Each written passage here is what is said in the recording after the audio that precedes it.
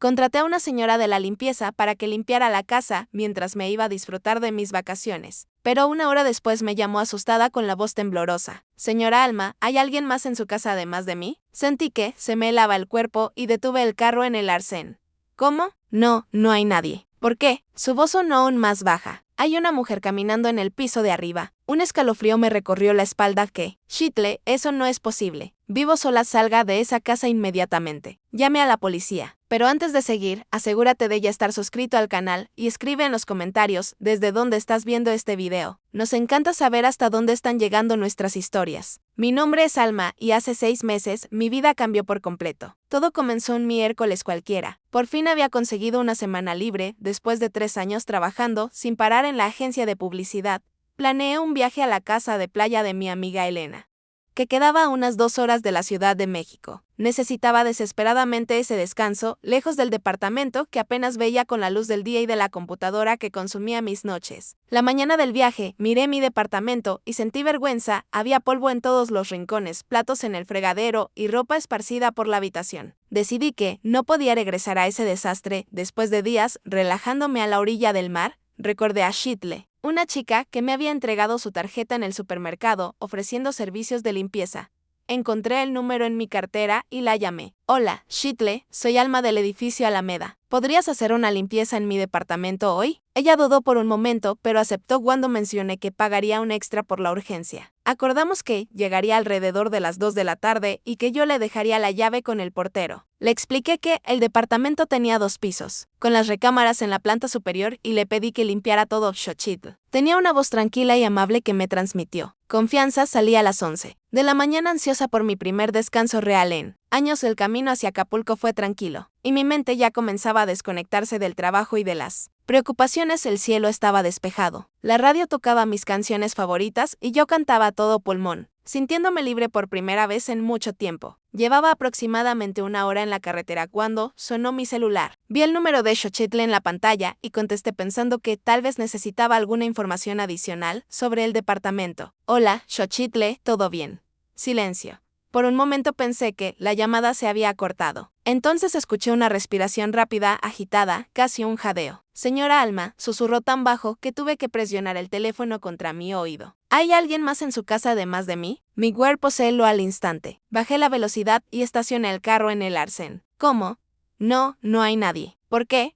Su voz salió aún más baja, temblorosa. Hay una mujer caminando en el piso de arriba. Un escalofrío me recorrió la espalda. ¿Qué? Xochitl, eso no es posible. Vivo sola. No hay nadie ahí. Yo la vi, señora. Lleva un vestido azul oscuro y estaba parada en el pasillo mirándome. Cuando subí las escaleras para limpiar las recámaras, se dio la vuelta y se metió al cuarto principal. Mi corazón latía tan fuerte que podía escucharlo en mis oídos. Ese Chille, sal de esa casa ahora. Vete inmediatamente y llama a la policía. Estoy de regreso. Di una vuelta brusca y pisé el acelerador a fondo. Mis manos temblaban mientras marcaba a la policía. Expliqué la situación intentando mantener la calma, pero mi voz fallaba. Intenté llamar a Shitle de nuevo, pero no contestaba. Cada tono sin respuesta aumentaba mi desesperación. Llegué a mi edificio en tiempo récord. Había una patrulla estacionada enfrente y 2 policías hablando con el portero. Se me hundió el estómago al no ver a Shitle por ningún lado. Estacioné como pude y corrí hacia ellos. Soy Alma, dueña del departamento 702. ¿Dónde está Shitle? ¿Está bien? Uno de los policías, un hombre alto de mediana edad, se giró hacia mí. Señora Alma, soy el sargento García. Hicimos una revisión completa de su departamento. No encontramos a nadie adentro. ¿Y Xochitl? ¿Dónde está? La señora Xochitl está sentada en la recepción, señaló hacia el interior del edificio. Está bastante afectada. Corrí adentro y vi a Xochitl sentada en una de las sillas del lobby, pálida y temblando.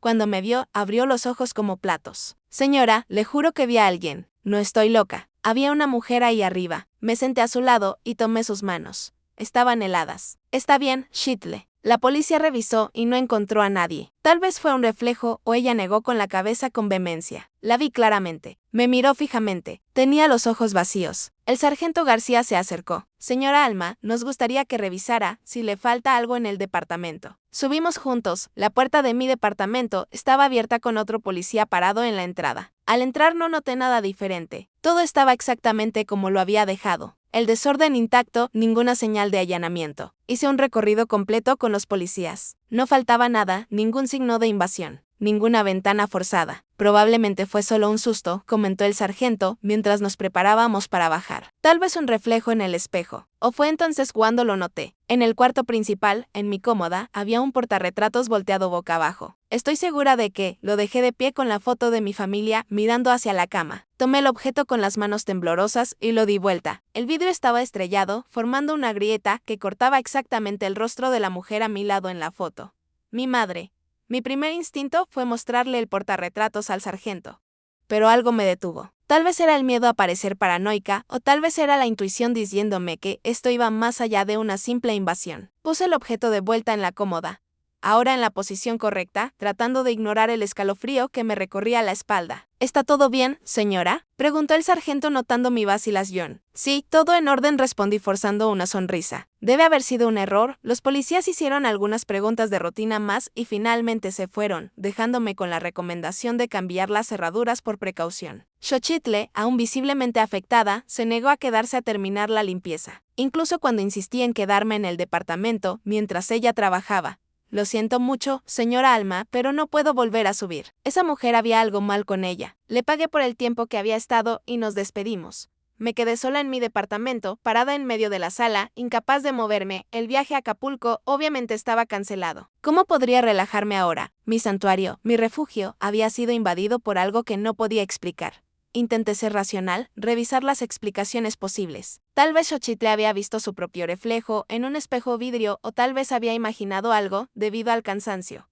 Pero, ¿por qué el portarretratos estaba volteado? ¿Por qué el vidrio estaba estrellado exactamente sobre el rostro de mi madre? Llegó la noche y con ella un miedo que no sentía desde niña. Cada crujido de las viejas paredes del edificio me hacía saltar. La escalera que conducía al segundo piso parecía más larga y oscura que nunca. Intenté llamar a Elena para contarle lo ocurrido, pero no contestó. Probablemente ya estaba en la casa de playa, fuera de cobertura a regañadientes. Subí a mi cuarto cuando el reloj marcó las 11 de la noche. No pude forzarme a dormir en el cuarto principal, así que tomé una almohada y cobijas y me instalé en la habitación de huéspedes. Aunque estaba exhausta, el sueño no llegaba. Mis ojos se fijaban en la puerta, esperando que la manija girara en cualquier momento. Fue entonces cuando escuché el primer sonido, un leve arrastre proveniente del pasillo, como si alguien estuviera deslizando los pies por el piso de madera. Me congelé bajo las cobijas, mi corazón martillando en mi pecho. El sonido se detuvo frente a la puerta del cuarto. Contuve la respiración. Silencio. Pasaron largos minutos sin que nada sucediera. Empecé a convencerme de que lo había imaginado todo cuando escuché un suspiro bajo, casi inaudible, pero definitivamente real. Un suspiro femenino cargado de una tristeza profunda. Reuní todo mi coraje y me levanté. Si había alguien en mi casa, necesitaba saberlo. Con manos temblorosas tomé mi celular para usarlo como linterna y en un impulso de valentía que ni yo sabía poseer, abrí la puerta. El pasillo estaba vacío y oscuro. Iluminé cada rincón con la luz del celular. Nada. Caminé lentamente hasta el cuarto principal, la puerta entreabierta exactamente como la había dejado. La empujé despacio. El portarretratos estaba volteado boca abajo de nuevo. Corrí fuera del departamento, azotando la puerta detrás de mí. Pasé la noche en el sofá del área común del edificio, incapaz de volver adentro. Por la mañana, el portero me encontró acurrucada, con ojeras profundas y temblando de frío. Señora Alma. ¿Está todo bien, Mario? Usted conoce bien este edificio, ¿no es cierto? ¿Cuánto tiempo lleva trabajando aquí? Casi 15 años, señora. ¿Sabe decirme si pasó algo en mi departamento antes de que me mudara? ¿Algo extraño? Desvió la mirada repentinamente interesado en sus propios zapatos. ¿Por qué pregunta eso, señora? Por favor, Mario, necesito saber. Suspiró profundamente, como si estuviera decidiendo si debía hablar o no. Usted sabe que este edificio tiene más de 40 años, ¿verdad? Muchas historias han sucedido aquí. Y sobre el 702, mi departamento. Mario miró a su alrededor, asegurándose de que estábamos solos. Hubo un caso, sí, antes de la remodelación de 2010, la antigua inquilina, ella, en ese momento, uno de los residentes, bajó por el elevador, interrumpiendo nuestra conversación. Mario cambió rápidamente de tema, hablando sobre el clima y como el pronóstico indicaba lluvia para el fin de semana. Cuando el vecino se alejó, Mario se inclinó hacia mí. Señora Alma, si realmente quiere saber más, debería hablar con doña Juana del 305. Ella vive aquí desde la inauguración del edificio. Conocí a la antigua dueña de su departamento. Agradecí la información y subí al tercer piso. Estaba cansada, asustada, pero determinada a entender qué estaba pasando. Toqué el timbre del 305 y después de unos momentos, una señora de aproximadamente 80 años abrió la puerta. Tenía el cabello blanco perfectamente arreglado y unos ojos azules penetrantes que parecían ver más allá de mí. Buenos días. Comencé un poco nerviosa. Soy Alma del 702. El portero Mario sugirió que hablara con usted sobre la historia de mi departamento. Doña Juana me estudió por unos instantes como si evaluara mi capacidad para escuchar lo que tenía que decir. Finalmente abrió más la puerta. Pase, querida. Creo que es hora de que conozcas a Isabel. Entré al departamento. Impecablemente ordenado, doña Juana me condujo hasta una pequeña sala de estar, decorada con muebles antiguos bien conservados. En las paredes decenas de fotografías en portarretratos de plata. Me indicó el sillón y fue hasta una estantería de donde sacó una caja de madera tallada. ¿Qué pasó para que vinieras a buscarme?, preguntó mientras se sentaba a mi lado. Le conté sobre el incidente con Xochitl, la mujer de vestido azul, los sonidos en el pasillo y el portarretratos volteado con el vidrio estrellado. Doña Juana escuchó todo atentamente, sin mostrar sorpresa. Cuando terminé, abrió la caja y retiró una fotografía antigua, amarillenta por el tiempo. En ella, una mujer joven y hermosa sonreía a la cámara. Llevaba un vestido azul oscuro y estaba de pie en la escalera que reconocí como el lobby de mi edificio. Esta es Isabel, dijo doña Juana, su voz suave cargada de recuerdos. Isabel Soto. Ella fue la primera dueña de tu departamento y sí, murió ahí dentro hace exactamente 30 años. La revelación de doña Juana me golpeó como un puñetazo en el estómago. Me quedé mirando la fotografía, incapaz de desviar los ojos del rostro sonriente de Isabel. Había algo familiar en ella, algo que no podía identificar, pero que provocaba una molestia profunda. ¿Cómo murió?, pregunté. Mi voz casi un susurro. Doña Juana guardó la fotografía de vuelta en la caja con una delicadeza casi reverencial. La versión oficial es que fue suicidio. La encontraron en el cuarto principal con una sobredosis de medicamentos. Pero siempre hubo rumores. ¿Qué clase de rumores? Isabel era una mujer brillante, maestra universitaria de literatura, escritora, llena de vida. No cuadraba con la imagen de alguien que se quitaría la vida. Doña Juana hizo una pausa como si organizara sus pensamientos. Se había casado recientemente con un hombre llamado Horacio, un tipo encantador, según todos los que lo conocían, pero había algo en él, algo que no me parecía correcto. Doña Juana se levantó y caminó hasta la ventana, mirando hacia la calle de abajo. Pocos meses antes de su muerte, Isabel comenzó a cambiar. Se volvió más callada, aislada. Rara vez la veíamos salir del departamento. Horacio decía que estaba trabajando en un libro importante y que necesitaba concentración. Pero una tarde la encontré en el elevador. Estaba pálida, delgada, con ojeras profundas. Cuando le pregunté si estaba todo bien, me sujetó la mano con tanta fuerza que me dejó marcas. Doña Juana se giró hacia mí, sus ojos ahora húmedos. Él no es quien dice ser. Fue lo que me susurró. Antes de que pudiera preguntar más, Horacio apareció en el lobby y ella inmediatamente se recompuso, volviendo a ser esa esposa silenciosa y obediente. Fue la última vez que la vi con vida. Un escalofrío me recorrió la espalda. ¿Y qué pasó con Horacio después de su muerte? Desapareció, vendió el departamento por una miseria y nunca más fue visto. La policía incluso investigó, pero no había pruebas de crimen. Oficialmente, Isabel se quitó la vida mientras sufría de depresión. Intenté procesar todo aquello. Una mujer muerta hace 30 años usando el mismo vestido azul que Xochitl describió apareciendo en mi departamento y el portarretratos roto con la foto de mi madre. Hay una cosa más que deberías saber, continuó doña Juana, abriendo la caja de nuevo. Esta vez retiró un recorte de periódico amarillento. Era una pequeña nota sobre el fallecimiento de Isabel con una fotografía de ella en un evento académico. A su lado, una mujer que me heló la sangre. Esta es tu madre, ¿no es así, Julia Valdés? Ella e Isabel eran grandes amigas en la universidad. Fue ella quien encontró el cuerpo. La revelación me golpeó como un rayo. Mi madre nunca había mencionado a Isabel ni ninguna conexión con mi departamento. ¿Por qué escondería algo así? ¿Y por qué el espíritu de Isabel estaría rompiendo su foto? Agradecí a doña Juana y volví a mi departamento. Mi mente un torbellino, la historia de Isabel y su muerte misteriosa, la conexión con mi madre, todo parecía estar conectado de alguna manera que aún no comprendía. Entré cautelosamente al departamento. La luz del día hacía que el ambiente fuera menos aterrador, pero aún sentía una presencia. Como si el aire mismo estuviera cargado de secretos. Fui directo al cuarto principal y tomé el portarretratos roto. Miré el rostro de mi madre tratando de imaginar lo que ella había presenciado en ese mismo cuarto 3 décadas atrás. Mi madre había fallecido hacía 5 años, víctima de un cáncer agresivo. En los últimos días de su vida, cuando la morfina la dejaba confundida, murmuraba frecuentemente frases inconexas sobre contar la verdad y perdón. En ese momento, lo atribuí al delirio de la medicación. Ahora no estaba tan segura. Decidí llamar a mi padre. Tal vez él sabría algo sobre Isabel y la implicación de mi madre en esta historia. Papá, necesito preguntarte algo. ¿Conociste a una mujer llamada Isabel Soto, amiga de mamá? Hubo un silencio prolongado al otro lado de la línea. ¿Dónde escuchaste ese nombre? Finalmente respondió su voz extrañamente tensa. Es una larga historia, pero estoy viviendo en el departamento donde ella vivía.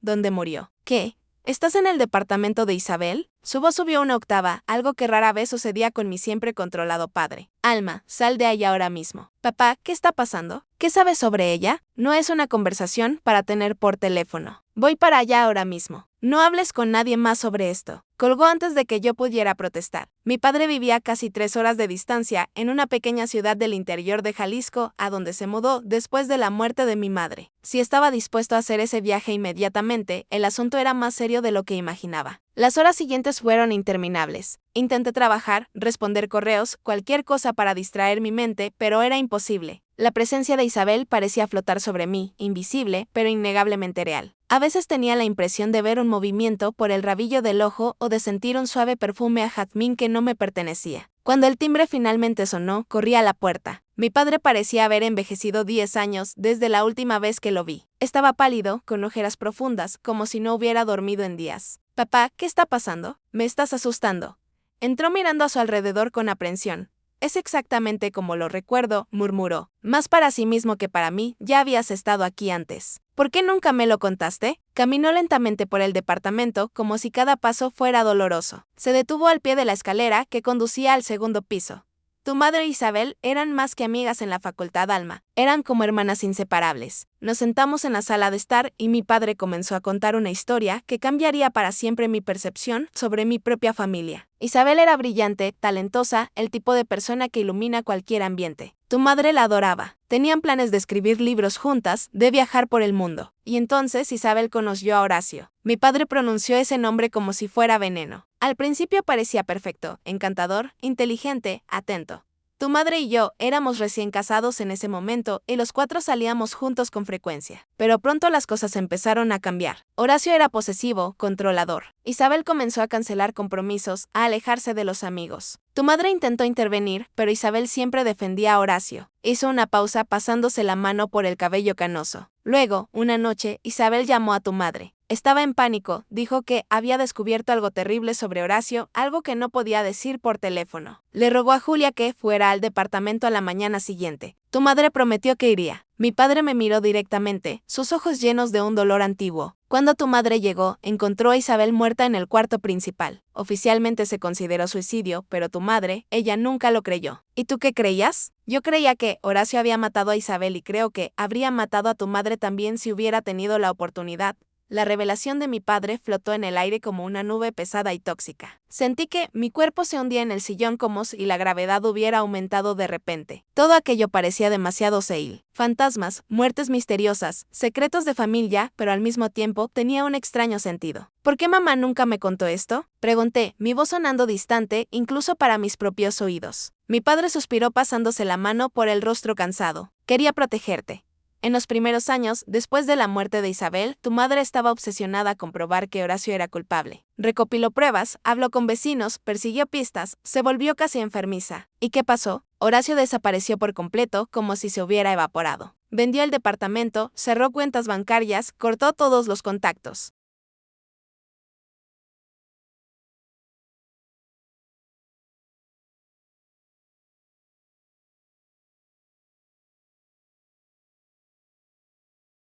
La policía incluso abrió una investigación más profunda debido a la insistencia de tu madre, pero sin cuerpo, sin arma, sin confesión. Todo lo que tenían era una mujer con historial de depresión y una cantidad letal de medicamentos en la sangre. Me levanté incapaz de quedarme sentada. Caminé hasta la ventana observando la ciudad allá afuera, gente viviendo sus vidas normales, ajena al drama que se desarrollaba dentro de las paredes de mi departamento. ¿Y por qué mamá dejó de investigar? Mi padre dudó y me di cuenta de que había llegado al punto más delicado de la historia. porque Horacio la amenazó directamente. Una noche, tu madre recibió una carta sin remitente. Dentro solo había una fotografía de ella, sosteniéndote de bebé con un mensaje en el reverso. Espero que ella viva más que Isabel. Un escalofrío helado me recorrió la espalda. Me giré para encarar a mi padre, que ahora parecía cargar con el peso del mundo en sus hombros. Después de eso se detuvo, guardó todas las pruebas que había recopilado y nunca más tocó el tema. ¿Hasta qué, papá? Hasta los últimos días antes de su muerte. La morfina, el dolor. Creo que eso la hizo revivir esos momentos. Empezó a hablar de Isabel, de la verdad oculta. Me pidió que buscara una caja de terciopelo azul en el fondo de su armario. ¿Y la buscaste? Negó con la cabeza. Pensé que eran solo delirios de la medicación y sinceramente no quería revivir ese periodo. Fue la época más oscura de nuestra vida. Después de que falleció, doné la mayor parte de sus cosas. La caja debe haberse ido con ellas. Algo despertó en mi memoria.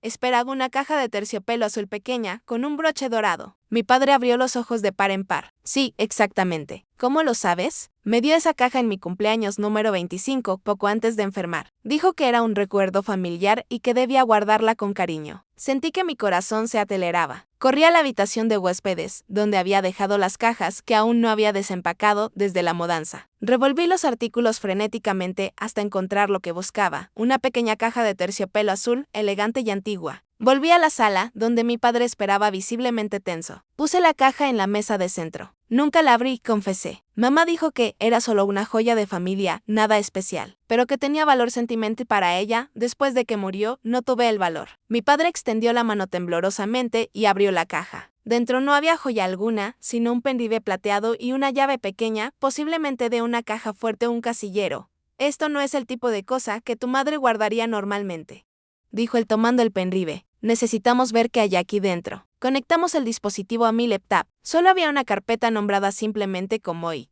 Dentro, decenas de archivos, fotos, documentos digitalizados, grabaciones de audio. Comenzamos por las fotos. La mayoría mostraba a Isabel y a mi madre juntas en la universidad, riendo en fiestas, estudiando en la biblioteca, caminando por el campus. En algunas aparecía un nombre que presumía era Horacio. Era atractivo de una forma convencional, con una sonrisa que no le llegaba a los ojos. Los documentos eran más perturbadores. Copias del informe de la autopsia de Isabel, declaraciones de testigos, artículos de periódicos sobre el caso y algo que me heló la sangre. Páginas de lo que parecía ser un diario. Son páginas del diario de Isabel, confirmó mi padre leyendo por encima de mi hombro. ¿Cómo consiguió esto tu madre? Abrí uno de los archivos de audio. La voz de mi madre llenó la sala metódica y profesional como siempre fue. Archivo 17. Entrevista con Esteban Pérez, portero del edificio, en 1993. 12 de mayo de 1995. Una voz masculina, anciana y temblorosa, comenzó a hablar. Sí, señora. Recuerdo esa noche el señor Horacio salió del edificio alrededor de las 11 p.m. Parecía agitado, cargando una maleta. Dijo que iba a buscar un medicamento para su esposa en la farmacia 24 horas. Me pareció extraño porque vestía un abrigo pesado a pesar de ser una noche cálida de verano. Cuando regresó, casi 2 horas después, no cargaba medicamento alguno y el abrigo parecía más voluminoso. A la mañana siguiente, la señora encontró a doña Isabel. Escuchamos grabación tras grabación, declaraciones de vecinos que escuchaban discusiones frecuentes. De una empleada doméstica que vio moretones en el brazo de Isabel. De una farmacéutica que confirmó que Horacio había comprado grandes cantidades de medicamentos controlados en las semanas anteriores a la muerte de Isabel. Tu madre construyó un caso entero contra Horacio, murmuró mi padre, visiblemente afectado, mucho más completo de lo que imaginaba. El último archivo de audio tenía fecha de apenas una semana antes de la muerte de mi madre. Su voz estaba débil y afectada por la enfermedad, pero aún determinada. Registro final. Después de todos estos años, finalmente encontré a Horacio. Cambió de nombre, de apariencia, construyó una nueva vida, pero es él, estoy segura. Las pruebas están todas aquí. Si algo me pasa, quiero que sepan. Horacio Flores ahora es Guillermo Solís. Vive en San Miguel de Allende y la grabación se cortó abruptamente. Mi padre y yo nos miramos atónitos. Ella lo encontró, susurré. Después de todo este tiempo, un ruido repentino nos sobresaltó. Algo había caído en el piso de arriba. Mi padre y yo nos congelamos, intercambiando miradas de aprensión. Debe ser solo el viento, murmuré sin convicción. Mi padre se levantó lentamente. Voy a revisar. No voy contigo, insistí tomando mi celular para usarlo como linterna. Subimos la escalera cautelosamente, cada escalón crujiendo bajo nuestros pies como una advertencia. El pasillo de la planta superior estaba oscuro. A pesar de ser media tarde, las gruesas cortinas bloqueaban la mayor parte de la luz natural. Caminamos hacia el cuarto principal, de donde parecía haber venido el ruido. La puerta estaba entreabierta. La empujé suavemente, revelando la habitación vacía. Todo parecía normal, excepto por un detalle. Todos los portarretratos de la cómoda estaban volteados boca abajo. No solo el de mi madre. Alguien estuvo aquí, susurró mi padre, su voz temblorosa. Me acerqué a la cómoda y noté algo que no había percibido antes. Detrás de los portarretratos, en la pared había una pequeña grieta, o mejor dicho, no era exactamente una grieta, sino una línea fina y casi imperceptible. Papá, mira esto. Llamé pasando los dedos por la marca. Él se acercó, ajustándose los lentes para ver mejor. Parecía una puerta. Presioné la pared alrededor de la línea y, para nuestra sorpresa, un pequeño compartimento se abrió. Una caja fuerte empotrada que jamás hubiera imaginado que existiera allí. Dentro solo había un sobre amarillento por el tiempo. Mi padre tomó el sobre con manos temblorosas y lo abrió. Dentro una única hoja de papel doblada y una fotografía antigua. En la foto, Isabel sonreía usando el mismo vestido azul oscuro, sentada en lo que parecía ser la banca de un parque. A su lado, Horacio la abrazaba por la cintura. Volteamos la fotografía y, escritas a mano con una caligrafía elegante, estaban las palabras, para siempre tuya, pase lo que pase. La carta era corta, escrita a mano con la misma caligrafía. Querida Julia, si estás leyendo esto, significa que mis sospechas eran correctas. Horacio no es quien dice ser. Encontré documentos en su estudio, otra identidad, registros de una esposa anterior que desapareció en circunstancias sospechosas. Descubrió que, lo sé, y tengo miedo de lo que pueda pasar. Estoy registrando todo en mi diario rojo, escondido bajo la tabla suelta, cerca de la ventana del cuarto. Si algo me sucede, sabrás dónde buscar. Perdóname por involucrarte en esto. Fuiste la mejor amiga que alguien podría tener. Con amor, Isabel. Me quedé paralizada, sosteniendo ese pedazo de papel que representaba el último contacto de Isabel con el mundo. Una carta que, mi madre probablemente nunca llegó a ver, escondida en esa caja fuerte secreta. ¿Quién la había puesto allí? ¿Horacio para esconder pruebas o la propia Isabel? Sabiendo que sería demasiado tarde. La tabla suelta, dijo mi padre, mirando el suelo del cuarto. Tenemos que encontrarla. Comenzamos a examinar el suelo de madera, golpeando suavemente con los nudillos, escuchando variaciones en el sonido. Cerca de la ventana, como Isabel había descrito. Una de las tablas produjo un sonido diferente, más hueco. Mi padre logró levantarla con algo de esfuerzo, revelando un pequeño espacio polvoriento. No había diario alguno. Alguien ya estuvo aquí, concluí sintiendo una mezcla de decepción y alivio. Una parte de mí quería descubrir la verdad, pero otra parte temía lo que esa verdad pudiera revelar. Tu madre debió haberlo encontrado, sugirió mi padre. De ahí deben haber salido todas las pruebas que ella recopiló. En ese momento, sentimos una corriente de aire frío pasar por el cuarto, a pesar de que todas las ventanas estaban cerradas. El perfume a jazmín que ya había sentido antes se intensificó. Era como si Isabel estuviera allí, invisible, pero presente acompañando nuestro descubrimiento. Está tratando de decirnos algo. Murmuré sin importarme si sonaba irracional. Su espíritu está inquieto, incompleto. Mi padre, siempre el pragmático, no se burló de mi sugerencia como esperaba. En cambio, asintió lentamente. Julia diría lo mismo. Ella siempre creyó que Isabel no descansaría mientras la verdad no saliera a la luz. Volvimos a la sala, donde la laptop aún mostraba los archivos que mi madre había recopilado. La llave que encontramos en la caja de terciopelo azul seguía siendo un misterio. No correspondía a ninguna cerradura en el departamento, ni a la caja fuerte que habíamos descubierto. Necesitamos descubrir qué pasó con Horacio o Guillermo, dije determinada. Mamá lo encontró. Necesitamos terminar lo que ella empezó. Mi padre parecía vacilante. Alma, esto puede ser peligroso. Si él realmente mató a Isabel, si amenazó a tu madre, ya estamos involucrados, papá. Y Isabel merece justicia, aunque sea tardía.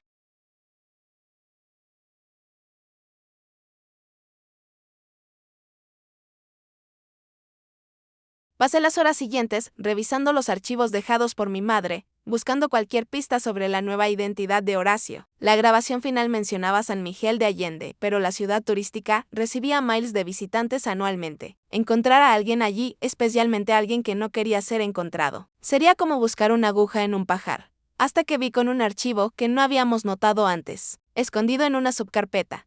Era un estado de cuenta bancario a nombre de Guillermo Solís con la dirección de una sucursal en San Miguel de Allende. No era mucho, pero era un comienzo. ¿Vamos a San Miguel de Allende?, preguntó mi padre preocupado.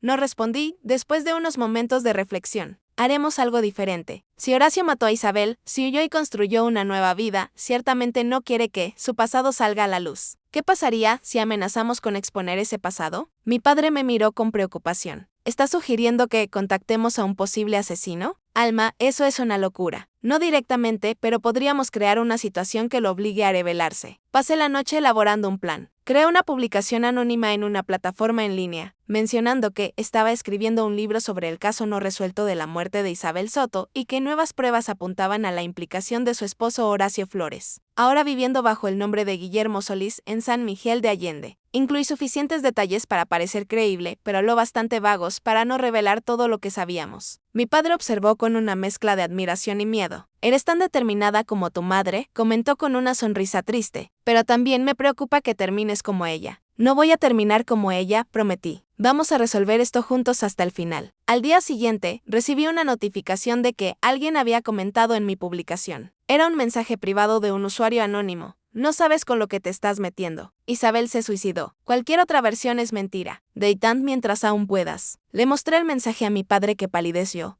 «Es él. Tiene que ser exactamente como esperábamos». Concordé sintiendo una mezcla de miedo y emoción. «Ahora vamos al siguiente paso». Respondí al mensaje. «Tengo el diario rojo de Isabel. Quiero hablar». La respuesta llegó casi al instante. «¿Estás mintiendo?». «No lo estoy. Sé sobre Marta, la primera esposa. Sé sobre los documentos falsos. Lo sé todo». Hubo una larga pausa antes del siguiente mensaje. «Encuéntrame mañana a las 3 p.m. en el Café Mont, en San Miguel de Allende. Ven sola, sin policía, sin trucos, o nunca más hablo contigo». Le mostré el mensaje a mi padre, que protestó de inmediato. «No voy a dejar que te encuentres con ese hombre sola. Es muy peligroso». «No tengo opción», argumenté. «Esta puede ser nuestra única oportunidad de descubrir la verdad, de obtener justicia para Isabel y para mamá». El viaje a San Miguel de Allende a la mañana siguiente fue silencioso y tenso.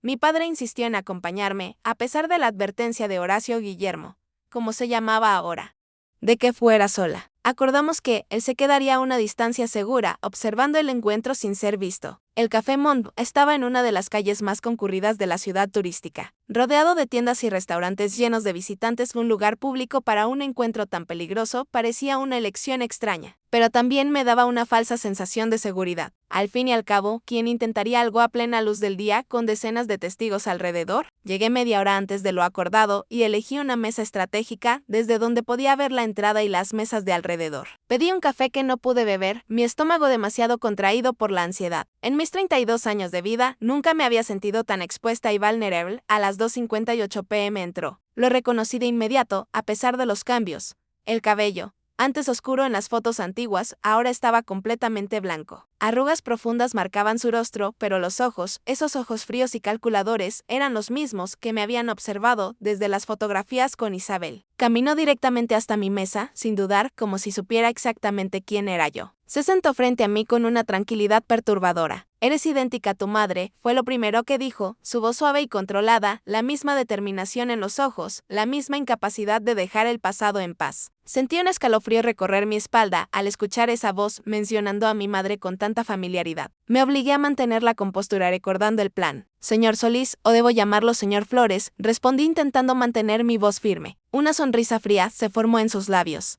«Guillermo, ¿está bien?». Horacio Flores murió hace mucho junto con Isabel.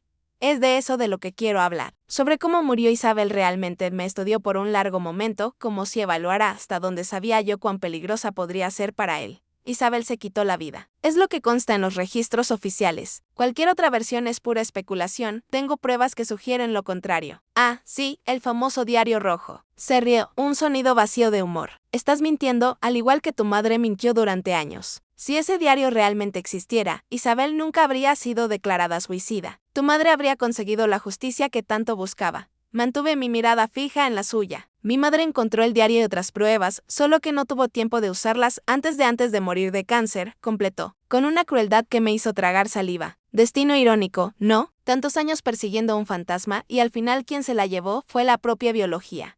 En ese momento, lo odié más de lo que jamás había odiado a nadie. La forma casual en que hablaba de la muerte de mi madre, el desdén en su voz, todo confirmaba mis sospechas sobre qué clase de hombre era realmente. «¿Por qué la mataste?», pregunté directamente abandonando el juego. ¿Qué descubrió Isabel que era tan peligroso? Su sonrisa desapareció, reemplazada por una expresión dura e impenetrable. Cuidado con lo que dices, niña, acusaciones como esa pueden tener consecuencias graves. Estoy dispuesta a arriesgarme al igual que tu madre. ¿Sabes que casi lo logra? No, faltó poco. Pero luego, bueno, la enfermedad fue más rápida. Tomó un sorbo del café que había pedido, sus ojos nunca abandonando los míos. Triste, ¿no? Invertir décadas en una causa perdida, solo para morir antes de ver algún resultado. Algo en sus palabras me molestó profundamente. La forma en que hablaba de la enfermedad de mi madre parecía cargada de un conocimiento íntimo que no debería tener. ¿Cómo supiste que estaba enferma? Pregunté sintiendo un nuevo tipo de miedo crecer dentro de mí. Se dio cuenta de su error, pero rápidamente se recompuso. Las noticias corren. Tu madre me rastreó. Yo también la mantuve bajo vigilancia, precaución básica, pero yo ya no le creía. Una sospecha terrible comenzó a formarse en mi mente. Su cáncer apareció de repente, etapa avanzada cuando fue diagnosticado. Los doctores se sorprendieron por la agresividad. El cáncer es así, impredecible. ¿O no era cáncer en absoluto? Se inclinó hacia adelante, su rostro a centímetros del mío. Cuidado con el camino que estás siguiendo, Alma. Algunas verdades son demasiado peligrosas para ser descubiertas. La envenenaste. Susurró la realidad, golpeándome como un puñetazo, de la misma forma que hiciste con Isabel lentamente, imperceptiblemente, haciéndolo parecer enfermedad natural. Guillermo Horacio se recostó en la silla, su expresión ahora completamente fría. Pruébalo. En ese momento, sentí una presencia a mi lado. No era mi padre, que debería estar observando de lejos. Era una mujer anciana, cabello canoso, recogido en un moño elegante. La reconocí de inmediato, doña Juana. Hola, Horacio, dijo ella, su voz sorprendentemente firme para alguien de su edad. ¿O debo decir, Guillermo? El hombre frente a mí palideció visiblemente como si hubiera visto un fantasma. Juana, ¿qué haces aquí? Vine a testificar como debía haber hecho hace 30 años. Puso una mano en mi hombro reconfortante. No estamos solas, Horacio. Nunca lo estuvimos. Fue entonces cuando noté que otras personas se habían acercado. Mi padre, por supuesto, pero también un hombre de mediana edad que no reconocí, usando un uniforme de portero y una señora anciana sosteniendo una carpeta de documentos. Esteban Pérez, se presentó el hombre, yo era el portero esa noche. Nunca olvidé lo que vi. Doctora Jimena Sánchez, dijo la señora, fui médica forense durante 40 años. Su madre me buscó antes de morir. Analicé sus muestras de cabello. Los niveles de arsénico eran significativos.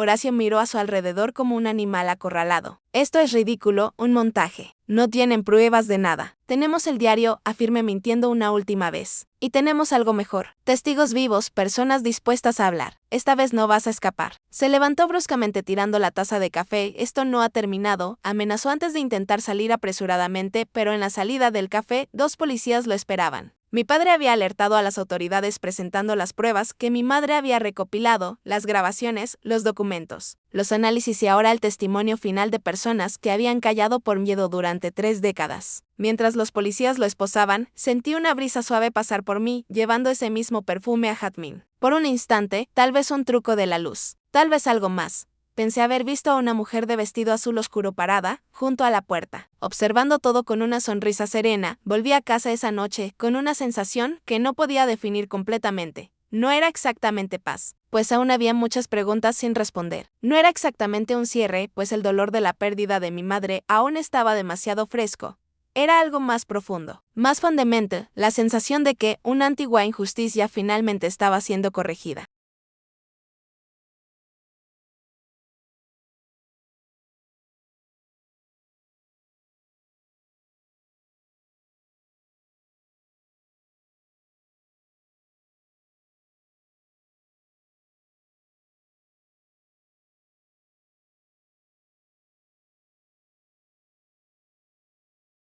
Mi padre decidió quedarse conmigo por unos días. Su presencia era reconfortante, especialmente por la noche, cuando los ruidos del departamento parecían más intensos, más significativos, pero curiosamente ya no sentía miedo. Si Isabel todavía estaba allí, ahora era una presencia benevolente, tal vez incluso protectora. A la noche siguiente, encontré el portarretratos de mi madre volteado hacia arriba en la cómoda. El vidrio milagrosamente intacto, sin la grieta que lo había partido. A su lado, un pequeño ramo de jazmines frescos que ciertamente no había puesto yo. Los días que siguieron a la detención de Horacio fueron una montaña rusa emocional. Las noticias se esparcieron rápidamente, reavivando el interés en el caso de Isabel. Periodistas llamaban constantemente, queriendo detalles sobre cómo habíamos logrado resolver un caso de 3 décadas. Fiscales del Ministerio Público se pusieron en contacto ansiosos por reconstruir una acusación sólida. Mi padre, doña Juana, Esteban y la doctora Jimena rindieron declaraciones formales, las pruebas que mi madre había recopilado a lo largo de los años, ahora complementadas por exámenes toxicológicos en muestras de cabello preservadas, pintaban un cuadro devastador. Horacio había envenenado a Isabel gradualmente, haciéndolo parecer una depresión que culminó en suicidio años después al descubrir que mi madre estaba a punto de exponer la verdad. Hizo lo mismo con ella. El caso se convirtió en sensación nacional. El envenenador de mujeres, lo llamaban ahora los periódicos. Investigaciones más profundas revelaron que Isabel no había sido su primera víctima. Antes de ella estuvo Marta, su primera esposa, que desapareció misteriosamente en un viaje a Europa. Y después de mi madre, hubo una novia en San Miguel de Allende que murió de causas naturales hace apenas 2 años, un patrón sombrío de décadas de manipulación y asesinatos. En medio de todo este torbellino, me vi oscilando entre diferentes emociones. Había satisfacción, claro, por haber conseguido finalmente justicia para Isabel y mi madre. Había rabia también, una rabia profunda que me consumía en las noches sin dormir, pensando en cómo mi madre me había sido arrebatada, no por una enfermedad cruel, sino por la maldad calculada de un hombre al que ella había enfrentado sola durante años. Pero también había una extraña sensación de vacío, como si después de toda esta búsqueda frenética de respuestas, no supiera qué hacer con ellas ahora que las tenía. Una tarde, sentada en la sala de estar con las carpetas de pruebas esparcidas sobre la mesa, material que los fiscales me habían devuelto temporalmente para que lo organizara mejor, encontré algo que no había notado antes. Era una nota escrita a mano por mi madre, fechada 3 días antes de su muerte. Para mi querida Alma, espero que nunca necesites leer esto, pero si lo estás. Significa que no pude concluir lo que empecé. Perseguí la verdad sobre Isabel durante casi 30 años. No solo porque ella merecía justicia, sino porque entendí que el mal dejado sin consecuencias solo crece y se propaga. Horacio es un monstruo disfrazado de hombre y no puedo soportar la idea de que siga libre para destruir más vidas. Si estás leyendo esto, hija, significa que logró silenciarme también. No te culpes por no haberte dado cuenta, lo escondí todo de ti deliberadamente para mantenerte a salvo. Lo que te pido ahora es que tomes una decisión consciente. Puedes continuar esta búsqueda o puedes elegir vivir tu vida en paz. Cualquier elección será la correcta, siempre y cuando sea verdaderamente tuya. No permitas que el odio y la obsesión te consuman como casi me consumieron a mí. La verdad es importante, pero tu felicidad es más, independientemente de lo que pase. Debes saber que te amo más que a nada y que de alguna forma Isabel y yo estaremos siempre velando por ti con todo mi amor. Mamá. Las lágrimas vinieron sin aviso, intensas y catárticas. Lloré por mi madre, por Isabel, por todas las víctimas de Horacio. Lloré por la verdad que había llegado demasiado tarde para tanta gente. Pero lloré principalmente por mí, por la hija que creció sin saber, por la adulta que ahora cargaba con el peso de un legado de dolor y valentía. Esa noche hice algo que no hacía en mucho tiempo. Abrí una botella de vino, puse música y simplemente me permití sentir. No solo el dolor y la rabia, sino también el alivio y sorprendentemente un principio de paz. Como había escrito mi madre, la verdad era importante, pero mi vida también lo era. Un golpe en la puerta me sacó de mis pensamientos. Era doña Juana, sosteniendo una pequeña caja en sus manos. ¿Puedo pasar, querida?, preguntó con su manera gentil. Encontré algo que creo que deberías tener. Nos sentamos en la sala y me entregó la caja. Dentro había un pequeño libro encuadernado en cuero rojo, desgastado por el tiempo. El diario de Isabel, susurré, incapaz de creer lo que veía. Pero, ¿cómo? Doña Juana sonrió tristemente. Isabel me lo entregó la tarde antes de su muerte. Dijo que si algo le pasaba, yo debía guardarlo a salvo hasta que fuera seguro entregárselo a Julia, pero ¿por qué nunca se lo diste a mi madre? Lo intenté, querida, pero en ese momento Horacio todavía estaba cerca observando. Amenazó a mi familia cuando se dio cuenta de que yo sabía demasiado. Cuando finalmente reuní el valor para buscar a tu madre, años después, ella ya estaba demasiado enferma. Sostuve el pequeño libro en mis manos, sintiendo su peso, no solo físico, sino histórico, emocional. Las últimas palabras de Isabel, sus sospechas, sus miedos. Un testimonio que llegó demasiado tarde para salvarla, demasiado tarde para salvar a mi madre, pero tal vez no demasiado tarde para la justicia final. ¿Se lo vas a entregar a la policía?, preguntó doña Juana. Sí, respondí después de una pausa, pero primero lo voy a leer. Se lo debo a ellas. Cuando doña Juana se fue, abrí cuidadosamente el diario. La caligrafía era la misma de la carta que habíamos encontrado. Elegante, pero nerviosa, como si estuviera escrita con prisa. Leí la primera entrada. Querido diario, hoy descubrí algo sobre Horacio que me dejó en shock. Mientras organizaba su estudio, encontré documentos falsos, una nueva identidad en construcción. Encontré también recortes de periódicos sobre la desaparición de su primera esposa, Marta, algo que él nunca mencionó y aún más perturbador. Encontré pequeños frascos de una sustancia que sospecho es veneno. Tengo miedo de lo que esto significa. Miedo de lo que puede hacer si descubre que lo sé. Me he sentido cada vez más débil en los últimos meses. ¿Serán los suplementos que insisten que tome? Necesito hablar con Julia. Ella sabrá qué hacer, pero necesito ser cuidadosa, muy cuidadosa, Isabel. La última entrada fechada el día de su muerte era solo una frase. Sabe que lo sé. Cerré el diario sintiendo un escalofrío. Era la confirmación final, la prueba definitiva que sellaría el destino de Horacio. Al día siguiente, entregaría ese testimonio silencioso a la fiscalía. Esa noche soñé con mi madre Isabel. Estaban juntas en un jardín soleado, riendo como en las fotos antiguas de la universidad. En el sueño, mi madre se giró hacia mí y dijo: «Ya está, hija. Estamos libres. Tú también lo estás». Desperté con el primer rayo de sol y una certeza tranquila de que una etapa importante de mi vida se había completado. El mal sido expuesto, la justicia estaba en marcha y ahora yo tenía una decisión que tomar, exactamente como había escrito mi madre. Tomé el diario y fui a la fiscalía. Lo entregué personalmente, explicando su procedencia e importancia. El fiscal, un hombre de mediana edad con ojos amables, me dio las gracias y dijo unas palabras que se quedarían conmigo. Tu madre e Isabel estarían muy orgullosas. No cualquiera lograría cerrar una historia inconclusa de 3 décadas. Al salir del juzgado, sentí esa misma brisa ligera y el aroma aja. Le sonreí al cielo azul de otoño, sabiendo que, de alguna forma, ellas estaban conmigo. Siempre lo estarían. 6 meses pasaron desde el día en que doña Juana me entregó el diario rojo. El juicio de Horacio Guillermo, como aún insistía en ser llamado, estaba en curso. Un proceso complejo que desenterraba décadas de mentiras y manipulaciones. Su defensa intentaba invalidar las pruebas, catalogando el diario como fantasioso y cuestionando la cadena de custodia de las pruebas recopiladas por mi madre. Pero el rompecabezas estaba demasiado armado para ser deshecho. Ahora, la historia adquirió proporciones inesperadas. Una productora de Doña Juana sonrió, sus ojos brillando con una sabiduría que solo los años pueden traer. Estarían orgullosas de ti, ¿sabes? No solo por haber expuesto la verdad, sino por elegir vivir después de esto. Le entregué un pequeño envoltorio, una caja que contenía el portarretratos que había sido roto y luego misteriosamente restaurado. Quiero que te quedes con esto para recordarlas y recordarnos. Ella aceptó el regalo con lágrimas en los ojos. Y para recordarte a ti, mi querida, no te olvides de visitarnos. Nunca podría olvidar. La mañana de la mudanza, mientras cargaba la última caja al carro, mi teléfono sonó. Era el fiscal del caso. Señorita Alma, tengo noticias. Horacio confesó. Me detuve en medio del movimiento. Incrédula.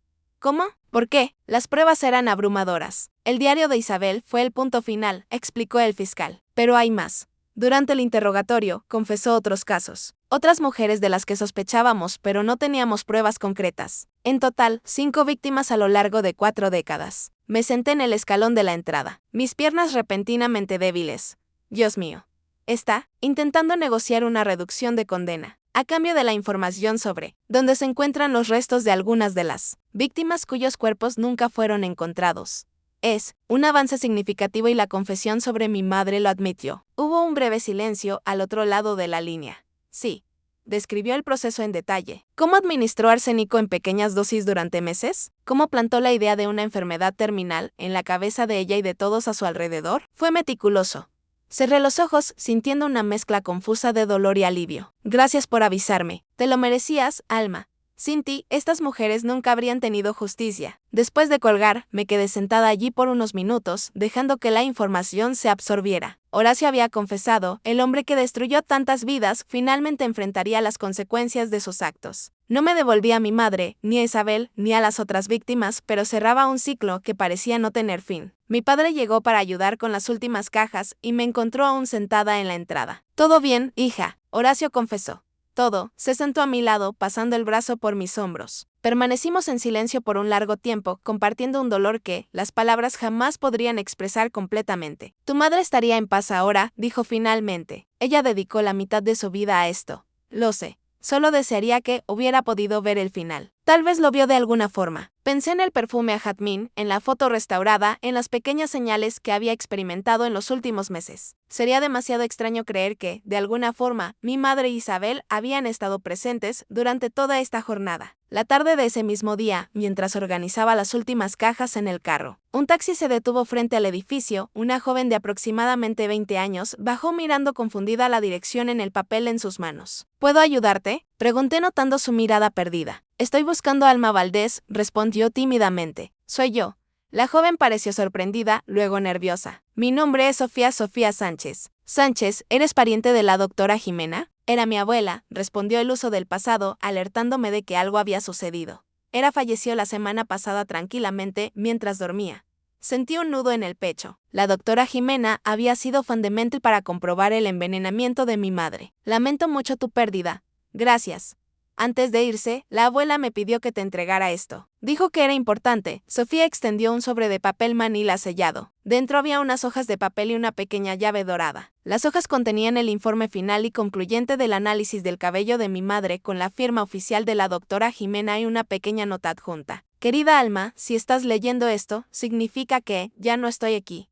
No te entristezcas. Viví una vida larga y plena. Y partir a los 86 años es un privilegio que muchas de las mujeres involucradas en este caso no tuvieron. Quiero que sepas que tu madre fue una de las personas más valientes que conocí. Cuando me buscó ya estaba muy enferma, pero su determinación para exponer la verdad nunca flaqueó. Ella sabía que estaba siendo envenenada, pero en lugar de buscar tratamiento para sí misma, que probablemente sería inútil en ese estado, dedicó sus últimas energías a recopilar pruebas que pudieran algún día incriminar a su asesino. La llave que envió pertenece a una caja fuerte en el Banco Nacional, sucursal Centro. El número está al reverso de esta nota. Dentro encontrarás más documentos que tu madre dejó, incluyendo una carta para ti que me pidió guardar. Fue un honor servir a la justicia junto a Julia y después a tu lado con cariño. Jimena Sánchez. Agradecí a Sofía efusamente y prometí mantener el contacto. Después de que se fue, miré la pequeña llave en mis manos. Un eslabón más en esta cadena de mujeres unidas por el tiempo. La tragedia y la búsqueda incansable de justicia.